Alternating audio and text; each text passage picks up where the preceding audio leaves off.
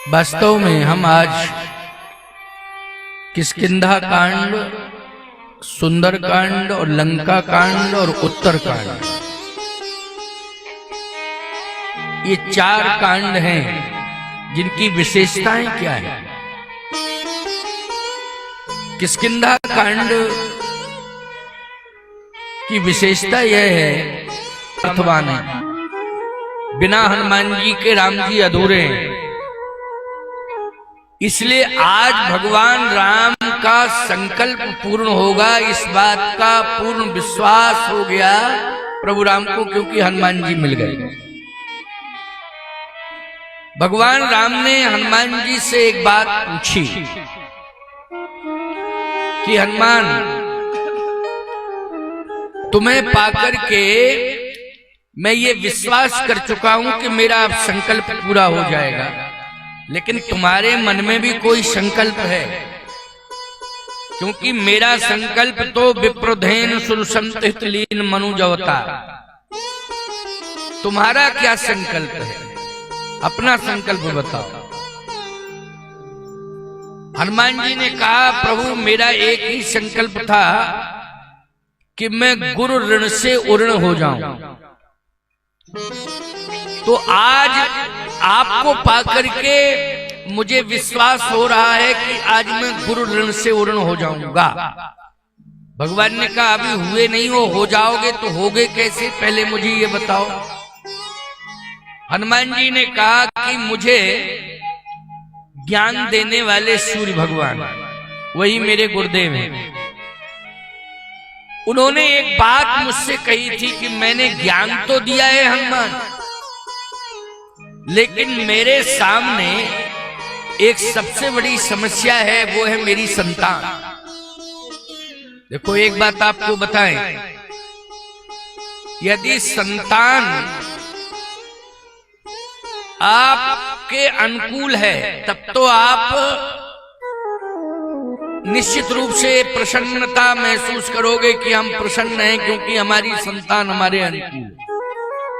और सब कुछ अनुकूल हो, लेकिन संतान यदि अनुकूल नहीं है तो बहुत कष्ट की बात है, क्योंकि आपने जो भी जीवन में किया है वो आप के मन में ऐसा लगेगा कि मैंने जो भी किया वो बेकार हो गया, क्योंकि मेरे बच्चे मेरे अनुकूल नहीं।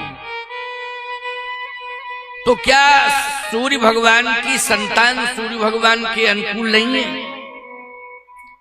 देखो भाई, सूर्य भगवान के पुत्र हैं सुग्रीव जी, जो किष्किंधा में रहते हैं, वो सूर्य भगवान के पुत्र हैं, उनको सूर्य पुत्र कहा जाता है।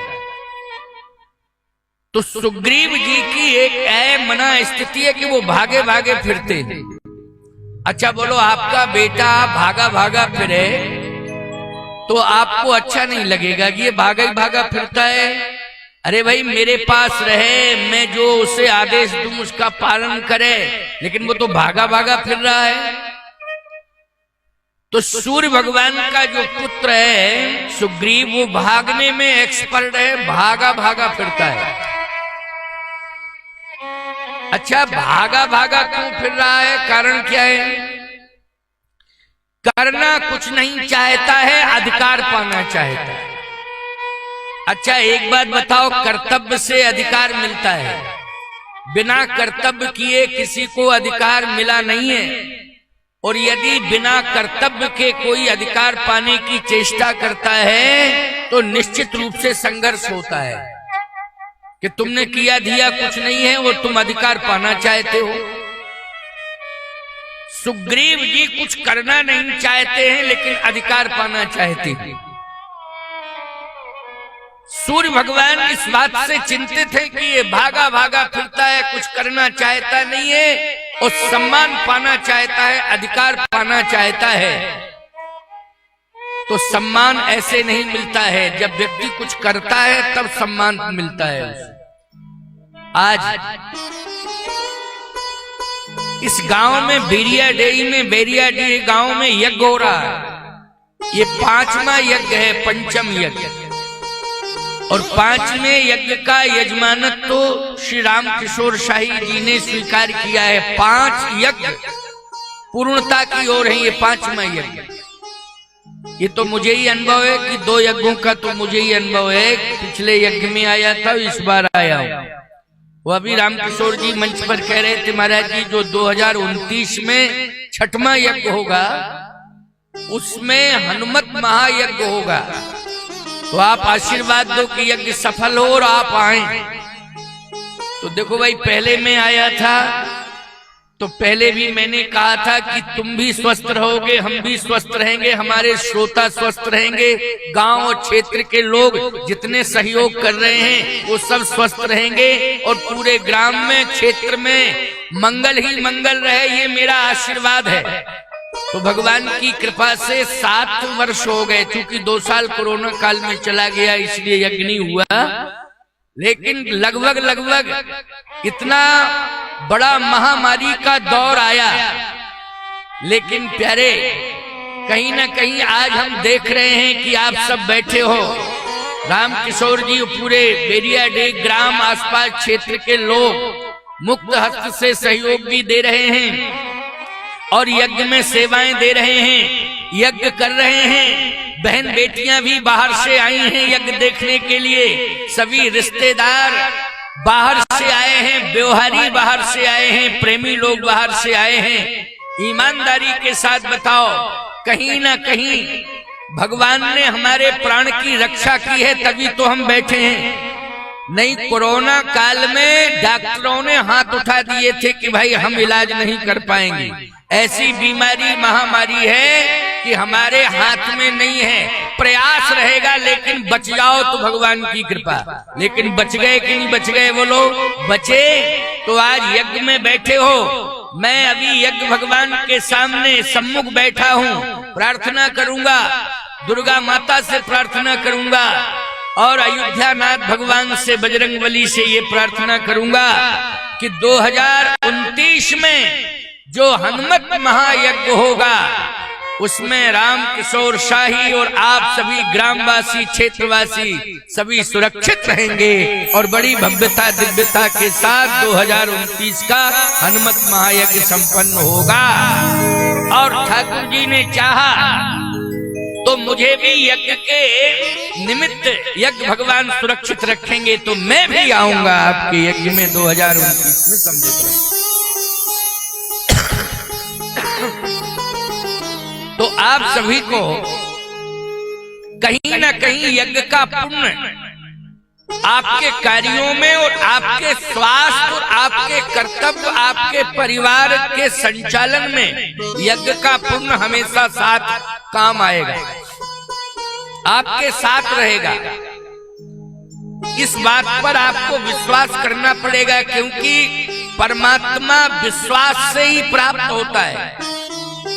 अगर विश्वास नहीं है तो ईश्वर नहीं है, और विश्वास है तो ईश्वर आपके पास है। इसलिए विश्वास तो करना ही पड़ेगा। आए हम सभी लोग राम कथा के माध्यम से आज विश्राम दिवस की पावन वेला में विश्वास रखें। हनुमान जी ने कहा कि मेरा संकल्प एक ही है कि मैं सुग्रीव जी को आपसे मिला दूं, और यदि परमात्मा किसी जीवात्मा को मिल जाए तो ईमानदारी के साथ बताओ उसकी भागदौड़ समाप्त हो जाए। क्यों भाई? ये जो भागा भागा फिर रहा है इंसान, और भाग भी रहा है लेकिन सफलता नहीं मिल रही है। अगर परमात्मा मिल जाए तो भागना भी बंद हो जाए और भाग भी जाग जाए। क्यों भाई? भागना बंद हो जावे और भाग जाग जावे। अगर आपने सुग्रीव को स्वीकार कर लिया तो सूर्य भगवान प्रसन्न हो जाएंगे कि चलो मेरे बेटे को परमात्मा मिल गया, राम मिल गए। इसलिए आप कृपा करके सुग्रीव जी को स्वीकार कर लें तो मैं गुरु ऋण से उर्ण हो जाऊं। भगवान ने किष्किंधा कांड में वचन दिया है। भगवान ने कहा है कि मैं वचन देता हूं हनुमान, सुग्रीव को मैं तुम्हारे कारण स्वीकार करूंगा, चलो मुझे ले चलो।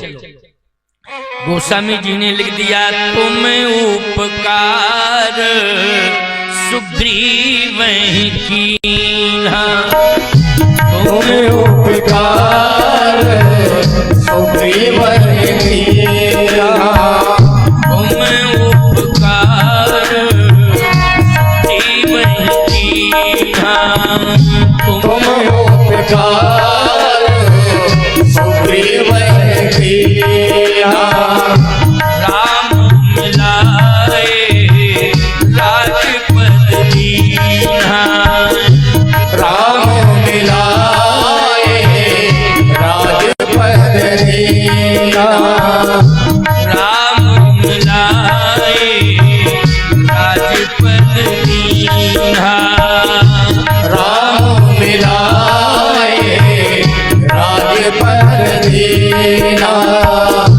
तुम उपकार सुग्रीव कीन्हा। किष्किंधा कांड में सुग्रीव जी को राम जी मिले, हनुमान जी ने मिलाया। यह है किष्किंधा कांड। अच्छा, सुंदर कांड क्या है? सुंदर कांड में विभीषण जी को राम जी मिले। बोलो मिले कि नहीं? अच्छा, विभीषण जी को राम जी किसके माध्यम से मिले हैं? जल्दी बोलो। हनुमान जी के माध्यम से। तो तुमरो मंत्र विभीषण माना, तुमरो मंत्र विभीषण माना, तुमरो मंत्र विभीषण माना, तुमरो मंत्र विभीषण माना, लंकेश्वर भय सब जग जाना, लंकेश्वर भय सब जग जाना, लंकेश्वर भय सब जग जाना, लंकेश्वर भय सब जग जाना, तुमरो मंत्र विभीषण माना। सुंदर कांड में विभीषण जी को हनुमान जी के माध्यम से राम जी मिले, और लंका कांड में हनुमान जी के माध्यम से विभीषण जी राजा बन गए हैं। बोलो, ये कार्य सफल हनुमान जी के द्वारा हुआ कि नहीं हुआ? तीनों कांडों का संकेत मिल रहा है। किष्किंधा कांड में हनुमान जी के माध्यम से सुग्रीव जी को राम जी मिले, और सुग्रीव जी राजा बने। और सुंदर कांड में हनुमान जी के माध्यम से विभीषण जी को राम जी मिले, और लंका कांड में विभीषण जी राजा बन गए। ये हनुमान जी की देखो 2029 में हनुमत महायज्ञ होना है, इसलिए मैं हनुमान जी की महिमा की भूमिका बना रहा हूं। कितनी बड़ी महिमा है हनुमान जी की। अब 2029 में हनुमत महायज्ञ होगा, तो यह विचारवान श्रोताओं विचार करना, हनुमान जी महाराज की कितनी बड़ी कृपा आप सबके ऊपर रहेगी कि जिनके काम जो भी अधूरे होंगे, हनुमान जी की कृपा से उनके सारे काम पूरे होंगे। ये विश्वास रखना, ये वाणी मेरी व्यर्थ नहीं जा सकती है। हनुमान जी की कृपा से सारे कार्य पूर्ण होंगे। सुग्रीव जी के पास हनुमान जी महाराज श्री राम जी को ले गए। सुग्रीव जी चरण पकड़ लिए। भगवान ने कहा रो नहीं, हनुमान जी ले आए हैं, अब तुम्हारी जो भी समस्या होगी सारी समस्या मैं दूर कर दूंगा। सुग्रीव जी ने कहा प्रभु समस्या तो बड़ी है। भगवान ने कहा समस्या बड़ी है वैसे मैं जानता हूं, लेकिन फिर भी बता दो, बताने में क्या दिक्कत है, बताओ समस्या क्या है। सुग्रीव जी ने कहा समस्या यह है कि मेरी पत्नी को बाली ने छीन लिया है। छीनने का मतलब है जबरदस्ती जो है मेरे से दूर कर दिया है, और वो पंपापुर के राजमहल में उसको बंदी बना करके रखता है, बंदी बना के। अब देखो बंधन में बांध लिया है, बंदी बना के रखा है। सुग्रीव की पत्नी रोमा को, उसका नाम है रोमा, बंदी बनी बैठी है। सुग्रीव मिल नहीं सकता है अपनी पत्नी से। बाली ने कहा कि सुग्रीव यदि यहां आ गया तो जिंदा नहीं बच सकता है। और उसकी पत्नी रोमा से कहा बाली ने कि खबरदार, अगर तूने एक बार भी नाम लिया कहीं सुग्रीव का तो याद रखना इतनी यातनाएं दूंगा तुझे कि जीवन तेरा किसी काम का नहीं रहेगा। भय, मैं एक बात कहता हूं, घर के अंदर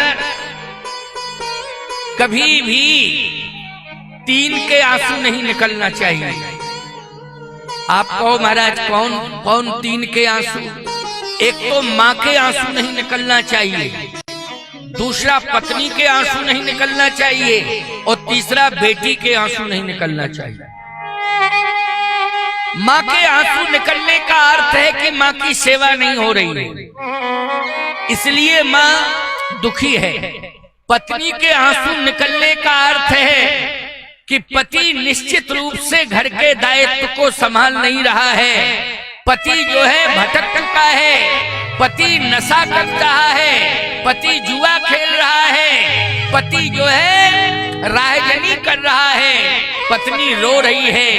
कहां से कहां मेरे पिता ने निर्णय ले लिया कि इसके साथ मेरा विवाह कर दिया, अब मेरा जीवन नरक हो गया।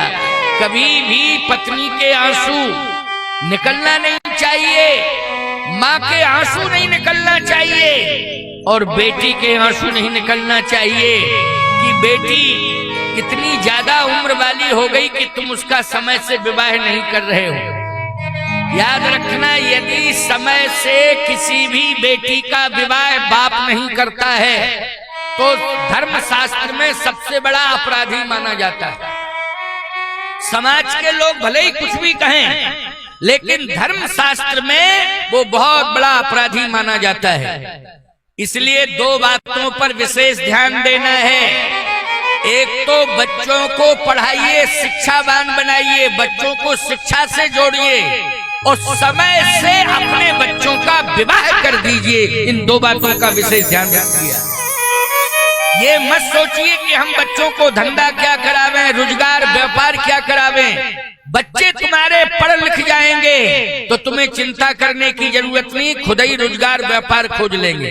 बोलो खोज लेंगे कि नहीं खोज लेंगे? स्वयं ही रोजगार मिल जाएगा, स्वयं व्यापार मिल जाएगा।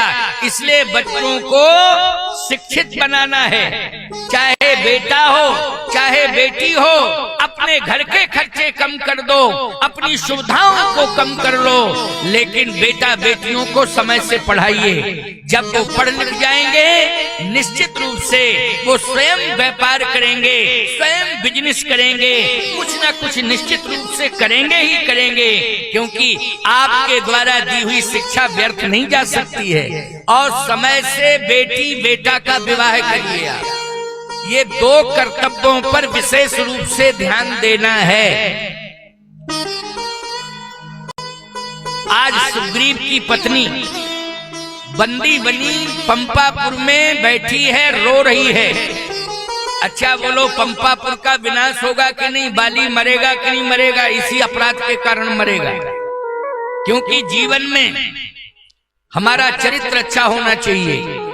यदि हमारा चरित्र बिगड़ गया तो हमारा जीवन बिगड़ गया, और चरित्र हमारा संभल गया तो निश्चित रूप से श्री राम और हनुमान मुझे मिल गया, इसमें कोई संदेह नहीं। चरित्र के बल पर ही राम मिलते हैं, चरित्र के बल पर ही हनुमान मिलते हैं। याद रखना, अगर चरित्र सुधरा नहीं है तो आपको न राम मिलेंगे न हनुमान मिलेंगे, और सत्य कह रहा हूं न समाज में सम्मान मिलेगा। इसलिए चरित्र का निर्माण होना चाहिए। बाली ने आज दुखी कर दिया, किसको? नारी जगत को दुखी किया है। मैं कहता हूं उसकी पत्नी स्वयं रो रही है, तारा स्वयं रो रही है। केवल रोमा नहीं रो रही है, तारा भी रो रही है।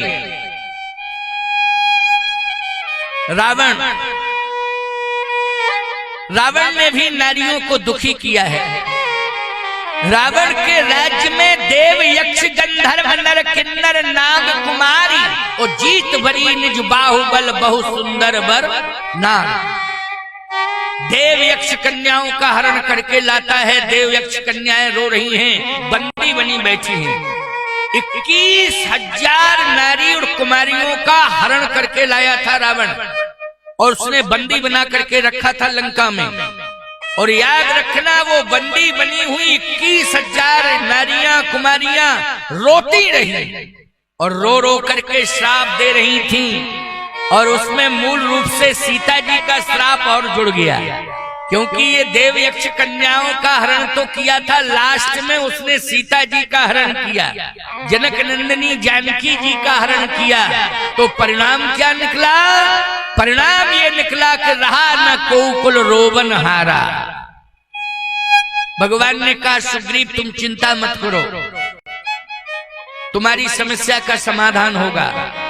मैं तुम्हारी पत्नी को बंधन मुक्त करूंगा और बाली का वध करूंगा। देखो भाई, 2 वचन भगवान ने दिए हैं।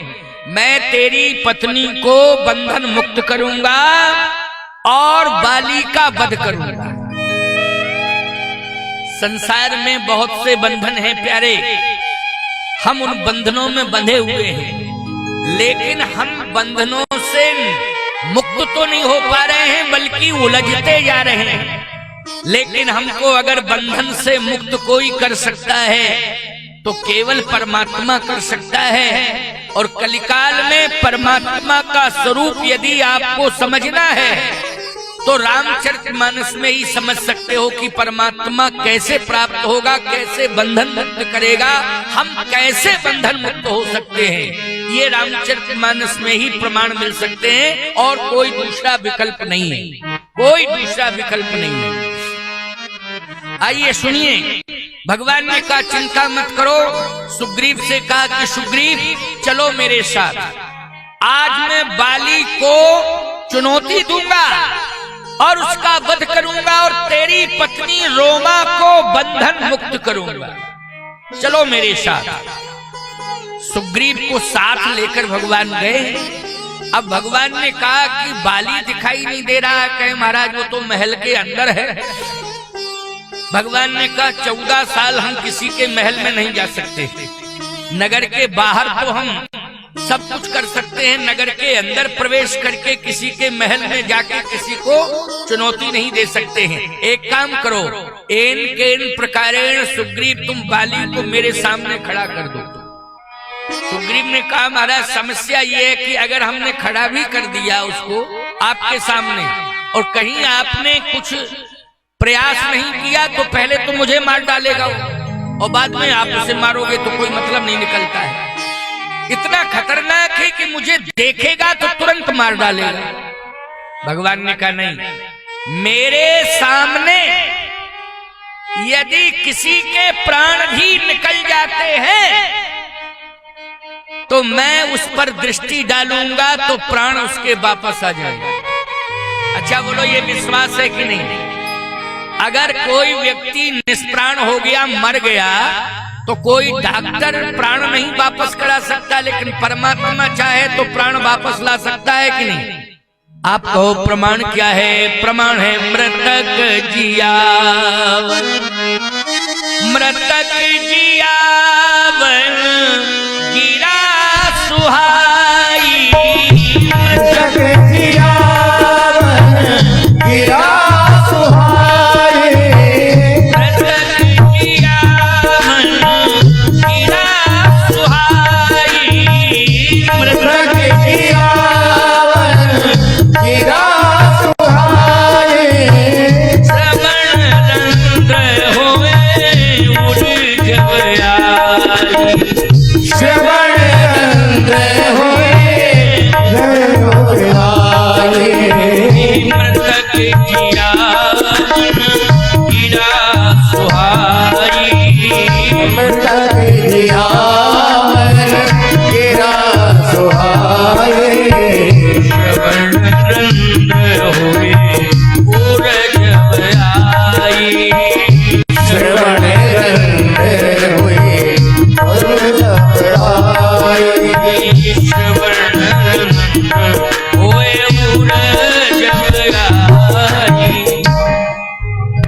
मेरी वाणी में ये क्षमता है, मेरी दृष्टि में ये क्षमता है कि प्राण वापस आ जाएंगे। डरता क्यों है? बुला, ललकार। सुग्रीव ने ललकारा बाली को, और सुग्रीव की ललकार सुन के बाली ने कहा, अच्छा ये मुझे ललकारने के लिए आ गया, इसका मतलब है इसका साहस। तारा ने कहा, ये साहस सुग्रीव का नहीं है। सुग्रीव किससे मिला है? आप सोते रहते हो, आपको पता है? बाली ने कहा, मुझे तो पता नहीं है किससे मिल गया सुग्रीव। तारा ने कहा, तारा मानी बाली की पत्नी। बाली की पत्नी ने कहा, सुन पति जी नहीं मिले सुग्रीवा, उते तो बंधु तेजी बल सीवा, कौशलेश सुत लक्ष्मण रामा, ओ कालहु जीत सके संग्रामा। आज श्री राम से मिल गया है सुग्रीव। अच्छा श्री राम, अरे मिल जाने दो श्री राम से, लेकिन आज मैं सुग्रीव का निश्चित रूप से वध करूंगा। आज उसकी मृत्यु होगी होगी, समय आ गया है उसके मरने का। तारा ने कहा, नहीं, सुग्रीव को काल भी चुनौती नहीं दे सकता है, क्योंकि काल का भी काल रक्षा करने के लिए आगे आ गया है। तात राम नर नहीं भूपाला, भुवनेश्वर कालहु कर काला। बाली कहता है, नहीं नहीं, मैं राम से डरता नहीं हूं, मैं काल से नहीं डरता हूं। तारा ने कहा, काल से भले ही न डरो, लेकिन राम से तो डरो। एक बात बतावे, काल क्या करेगा? काल ज्यादा से ज्यादा मार सकता है काल। क्यों भाई? और क्या करेगा? लेकिन राम से इसलिए डरना चाहिए क्योंकि राम नाराज ना होने पावे, राम रूठने ना पावे, राम हमसे दूर ना होने पावे। क्योंकि काल अगर क्रोध में आकर मुझे मार देगा तो राम की कृपा अगर मेरे ऊपर रही तो राम मुझे तार देगा, हम तर जाएंगे। तो हम मरने से क्यों डरे? जब हम तर जाए तो मरने से क्यों डरे? क्यों भाई? जब हमें तरना ही है, चिंता मरने की नहीं है, चिंता है तरने की। इसलिए राम तो तारते हैं। बाली ने कहा कि तुम चिंता मत करो, अगर वो राम तारने वाला राम है तो मैं मर जाऊंगा, और राम के हाथों से मरूंगा तो तर जाऊंगा, फिर काल के हाथ से थोड़ी मरूंगा। राम मुझे मारेंगे तो राम के हाथ से मरूंगा, और राम के हाथ से मरूंगा तो निश्चित रूप से तरूंगा अगर राम है। और अगर राम का बहाना करके कोई राजकुमार आ गया है तो मैं डरता नहीं हूं, और यदि राम है वो ब्रह्म राम है तो मैं प्रतिज्ञा करता हूं, कह बाली सुन भीरु प्रिय, कह बाली सुन भीरु प्रिय, समदर्शी रघुनाथ, जो कदाच मुहि मारी है तो पुण्य हो सनाथ। यदि राम ब्रह्म है और मारेंगे तो मैं सनाथ हो जाऊंगा। तारा ने कहा, लेकिन मैं तो अनाथ हो जाऊंगी। बाली कहता, नहीं नहीं, अगर राम के हाथ से मैं मारा जाऊंगा तो मैं सनाथ हो जाऊंगा, और तू राम का दर्शन करेगी, और राम का दर्शन करेगी तो राम ब्रह्म राम, उसका अस्तित्व है, प्रभाव है, इतना कृपालु दयालु है कि वो ब्रह्म राम दया करेगा, कृपा करेगा, करुणा करेगा, तो पति तो तुझसे दूर हो जाएगा लेकिन जगत पति तुझे मिल जाएगा, और जगत पति तुझे अगर मिल गया तो तेरा भी कल्याण हो जाएगा। अच्छा, इस बात को तो मंदोदरी से रावण ने भी कहा था। जिस समय खरदूषण का वध हुआ तो रावण कह रहा था, खरदूषण मूसम बलवंता, उठि नहीं कुमारे बिनु भगवंता, तो मैं जाय बैर हठ करी हूँ। अब मैं जबरदस्ती दुश्मनी करूंगा और उनके बाण से मरूंगा। क्यों? हुई है भजन तामस देहा, ओ मन क्रम वचन मंत्र दृढ़ ये हा। अब मेरे से भजन हो नहीं सकता है, तामसी देह है, अब तो मरना पक्का ही पक्का है, लेकिन राम के हाथ से मरूंगा तो निश्चित राम मुझे मारेंगे और राम मुझे तारेंगे। ये रावण भी समझ रहा है इस बात को, आज बाली भी इस बात को समझ रहा है। इसलिए मैं एक बात कहना चाहता हूं, कान खोल के सुन लो। संसार में ऐसा कोई मनुष्य तुम बताओ जिसने कभी कोई गलती ना की, बता दो जरा। बस इतना अंतर है कि कोई ज्यादा बड़ी गलतियां करता है, कोई छोटी मोटी गलतियां कर देता है। क्यों भाई, करता है कि नहीं करता है? अगर कोई ये चैलेंज करता है कि मुझसे कोई गलती नहीं हुई है और ना मैंने गलती की है, ना कभी की है, ना करूंगा, तो समझ लेना वो परमात्मा ही है, इंसान नहीं है, भगवान। और यदि गलती हो रही है, चाहे छोटी सी गलती क्यों ना हो, समझ लेना वो इंसान है। इसलिए भैया हम बार बार भगवान से प्रार्थना करते, चाहे तुम हो चाहे हम महात्मा हैं, हम भी जब भगवान के सामने जाते हैं तो यही कहते हैं, एक मंद में मोह। जब हनुमान जी कह रहे हैं तो हम और तुम क्या हो, बोलो भाई। भगवान के सामने हनुमान जी जा रहे हैं तब वो स्वयं कह रहे हैं, एक मंद में मोह बस कुटिल हृदय अज्ञान, और पुन प्रभु मोह विसारे दीन बंधु भगवान। तो हनुमान जी स्वयं कह रहे हैं, बोलो कह रहे हैं कि नहीं कह रहे हैं? इसलिए हनुमान जी, अच्छा तुम लोग भी, हम लोग सब रोज आरती होती है यज्ञ की, तो क्या कहते हो? विषय विकार मिटाओ संतन की सेवा। इसका मतलब है कि यज्ञाचार्य भी आरती में यही कह रहा है, जजमान भी यही कह रहा है, दर्शनार्थी भी यही कह रहे हैं, परिक्रमा करने वाले यही कह रहे हैं, और हम महात्मा प्रवचन करने वाले यही कह रहे हैं, विषय विकार मिटाओ संतन की सेवा। बोलो कह रहे हैं कि नहीं कह रहे हैं? विषय विकार, इसका मतलब है कहीं ना कहीं ज्यादा नहीं तो थोड़ा बहुत विषयों का विकार होगा, तभी तो कह रहे हैं, ऐसे कैसे कहेंगे? और सावधानी से मेरी बात को सुनना, समझने की कोशिश करना। अगर अपने आप को सामर्थ्यवान मानने लग जाओगे तो अभिमान खोपड़ी पर नाचने लगेगा, और अभिमान यदि खोपड़ी पर नाचने लगेगा तो याद रखना, तुम इसी जगत में भले ही 9 लाख साल पहले, कुछ लोगों का मत है 11 लाख वर्ष हो गए, कुछ का मत है नहीं 9 लाख, मैं कहता हूँ लाखों लाख वर्ष पहले रावण मर के चला गया। लेकिन यदि अहंकार हमारे सिर पर नाचने लग जाएगा तो ईमानदारी से बताओ, ये मानना पड़ेगा कि आज भी हम रावण की तरह हैं, और रावण आज जिंदा है, हमारी खोपड़ी के ऊपर अभिमान बन करके बैठ गया है। बोलो ये मानना पड़ेगा कि नहीं? इसलिए इस बात का ध्यान रखो कि हमेशा मंदिर से, यज्ञ से, तीर्थ से, संतों से जुड़े रहना। यदि संतों से, तीर्थों से, मंदिरों से, यज्ञों से जुड़े रहोगे तो विश्वास रखना कि जो भी तुम्हारे जीवन में जाने अनजाने में पाप हुए हैं, वो सारे पाप एक दिन यज्ञ भगवान, संत भगवान, तीर्थ भगवान की कृपा से दूर हो जाएंगे और तुम्हें एक दिन भगवान स्वीकार कर लेंगे, मुक्ति जरूर मिल जाएगी। अकरना मकरना नहीं, अभिमान मत करना। नहीं, मैं तीर्थ को नहीं मानता हूँ, मैं यज्ञ को नहीं मानता हूँ, मैं साधु को नहीं मानता हूँ, मैं किसी को नहीं मानता हूँ। नहीं मानते हो तो मरो, जो दिखाई दे सो करो। क्यों भाई?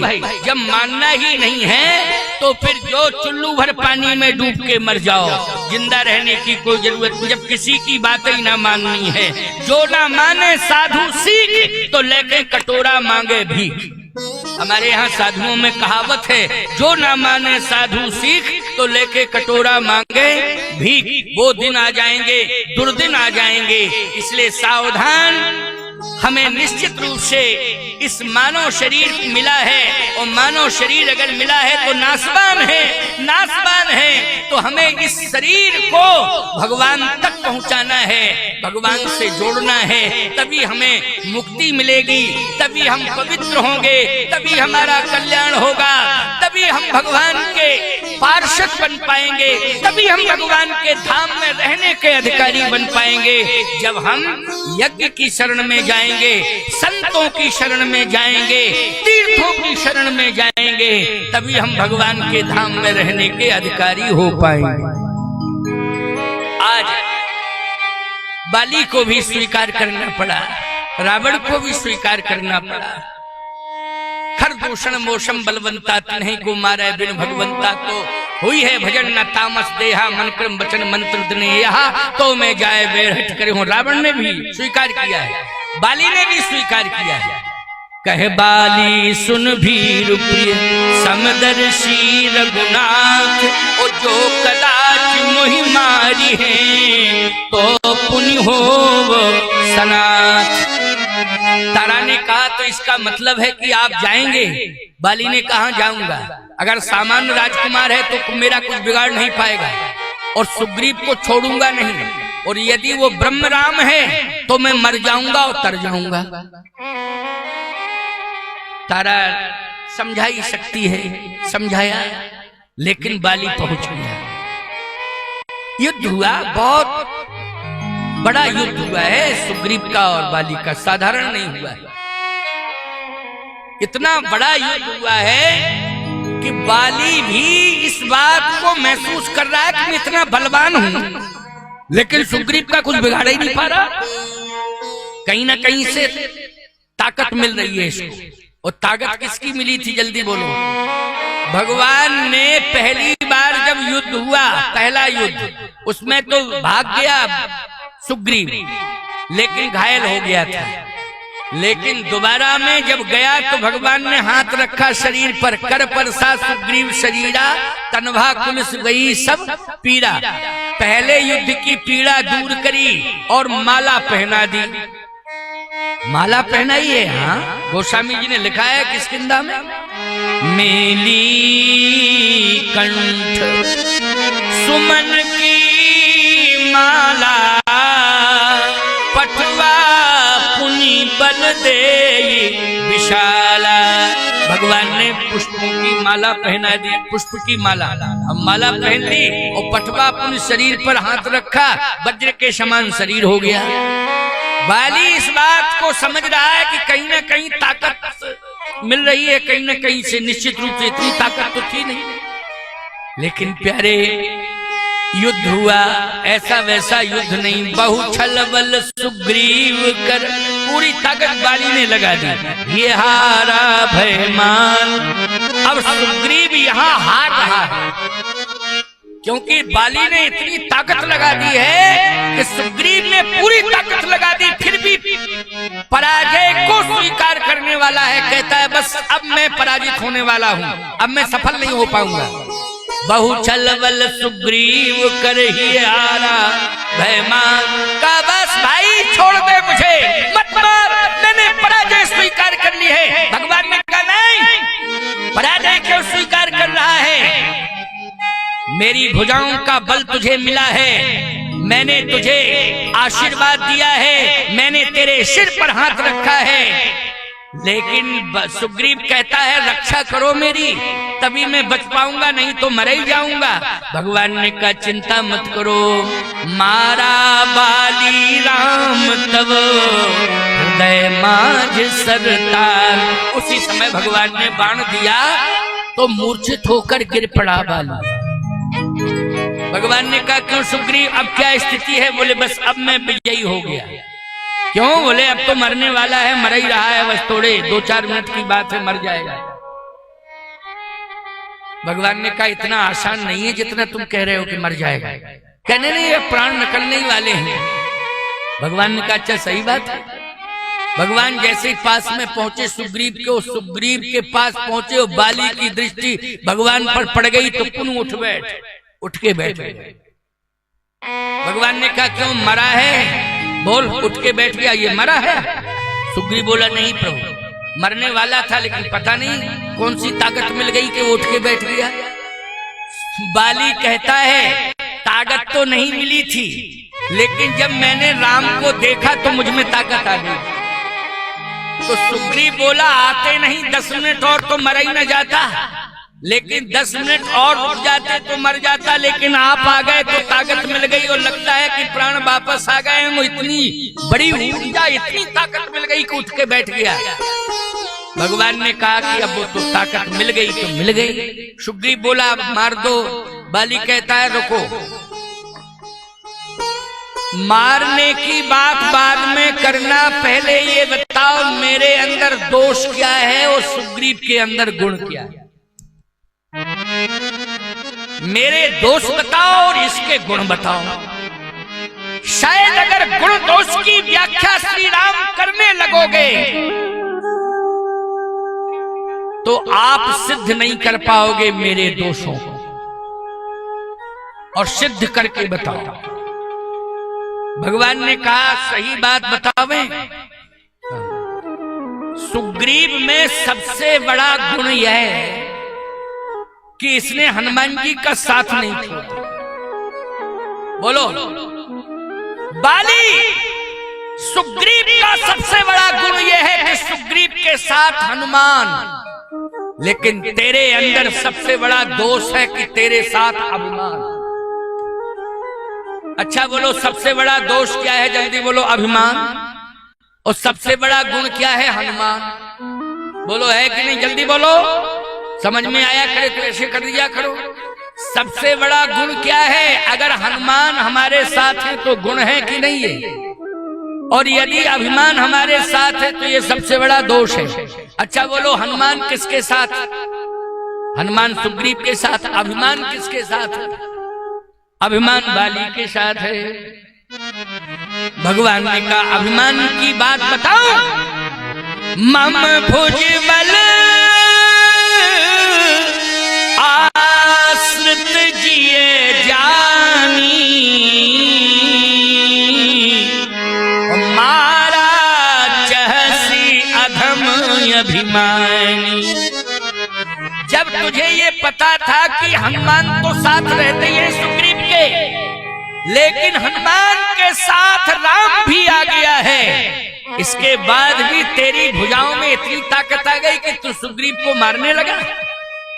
इतना बड़ा अभिमानी है। आज तेरे जैसे अभिमानी को सजा देने के लिए मैं आया हूं।